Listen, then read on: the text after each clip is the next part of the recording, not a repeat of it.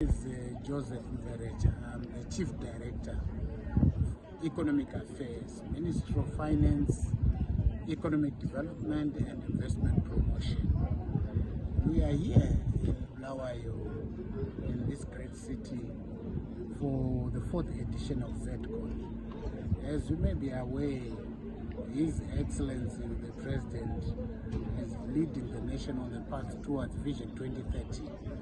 And as an integral part of that process, evidence-based policy making is at the center of both NDS 1, NDS 2 and Vision 2030. So we are here basically to discuss policy proposals. It's an annual event where policymakers in government and also monetary authorities meet with key stakeholders in the economy to discuss various policy issues. And in this 4th edition, we are discussing a number of topical issues that have a bearing on our economy. We have about 8 sessions inclusive of the official opening by His Excellency the President.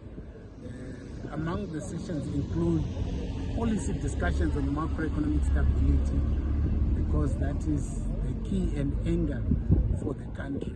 It's growth prospects and poverty reduction. The strategy and the plan of government and the dreams of the Ministry of Finance is to create an economy that is growing rapidly, but not only growing rapidly. Like this year, we are likely to record 6, maybe 6.5% growth. That is important, but that growth must be spread across the 4 corners of our country. As His Excellency always says, leaving no place and no one behind.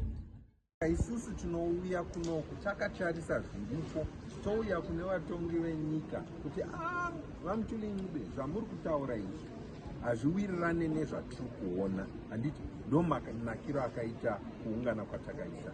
Taane makore anokwana 4 takuda kusvika rechishanu 9 tichiungana panapa. Maonero andiri kuita ndeyekuti vakuru vanenge vari kuteerera zvimwe zvatiri kutaura, toona zvaakuiswa mumabhajeti avo nemumapolisi avo. Saka tinozvikudza chaizvo kuti varamba vakadaro, kuti vange vachiteerera. Hongu ndivo vakabata, handiti, asi dzimwe nguva vanoita kupotsa kuona. Isusu tinoonawo apa, tinouya takasununguka tichivaudza chokwadi fanika zvandava ndichiita ini kuti 2030 mamhanya, handiti, dai maregera kanguva kakati rebei, handiti, US dollar ichishandiswa. Asi ndichitaura kudaro ndobva ndataura kuti kana iyo US dollar yacho ngatiichenjererei, nekuti haina kunyanyosimba. Isu vanoongorora maekonomi tinotoona kuti US iyi ine mutauro, nekuti nyika iya ine chikwereti che$33 trillion yechikwereti, uyezve dzimwe nyika dzichashandisa US dollar muma-reserves avo. Saka isusu ngatisanganisei, inonzi diversification, ndo kungwara ikoko. Ndo zvatiri kuvataurira vakuru kuti sanganisai, shandisai maBRICS, shandisai rand, shandisai goridhe, shandisai silivhera, handiti, nemamwe makarenzi, kuti kana kwauya mashoko anenge atiri kuona kuna ana Donald Trump aya, nyika haizoita sei, haikatya matsi. Forward with that, and as I've outlined myself, my takeaways is that there is an urgency amongst policy leaders, amongst academia, amongst every role player in Zimbabwe to move away and to be released from this dollar trap, meaning that we don't have this reinforcing policy going forward and this trap into dollarization. So it's not about getting rid of dollars. It's about putting it in the right place where it belongs as a possible competitive asset in our economy, along other potential currencies. I think that's a very important perspective.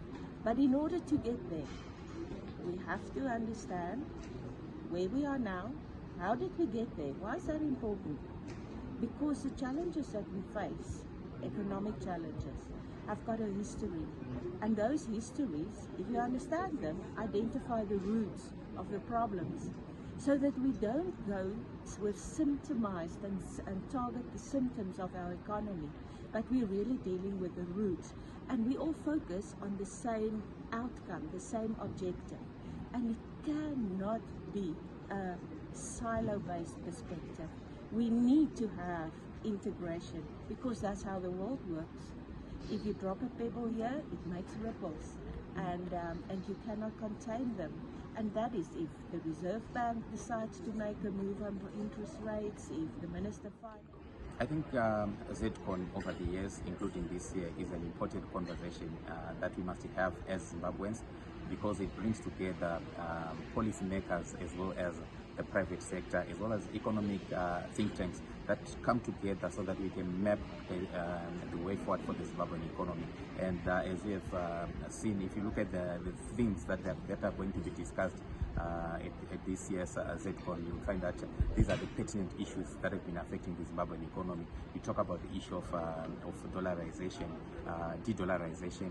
It's very pertinent. You look at other things that are going to be discussed, for example, how effective and how important is the INTT, the 2% tax. Again, it's an important conversation, because we need to move together as a country, both government and the private sector. And when we share notes and insights as what is happening now, that is the most important thing that we can do, because dialogue is the only thing that can move us forward. All these issues that we are discussing, regional integration, Zimbabwe's place in regional integration, and Africa trade in general. Issues to do with diaspora and diaspora policies. Government is currently finalizing a new diaspora policy, which is replacing the 2016 diaspora policy. We are again discussing with key stakeholders and our development partners and private sector what are the issues that are critical for us in terms of igniting participation of the diaspora in their development, in the development process of our country. We are discussing issues to do with digital and AI, artificial intelligence. This is the fourth industrial revolution, so to speak. We must not be left behind. How does Zimbabwe place herself at the forefront of technology-based new frontiers in business? Artificial intelligence, fintechs, which is revolutionizing business in Zimbabwe. What we are discussing issues to do with informalization of the economy. How do we deal with that aspect so that we help reformalize the economy, so that we can create more and more and support more and more SMEs, women's businesses, youth businesses that are currently in the informal sector? How do we shift them over into the mainstream formal sector of the economy?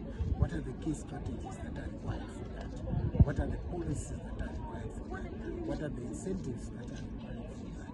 These are some of the issues that we are discussing in this ZEDCON.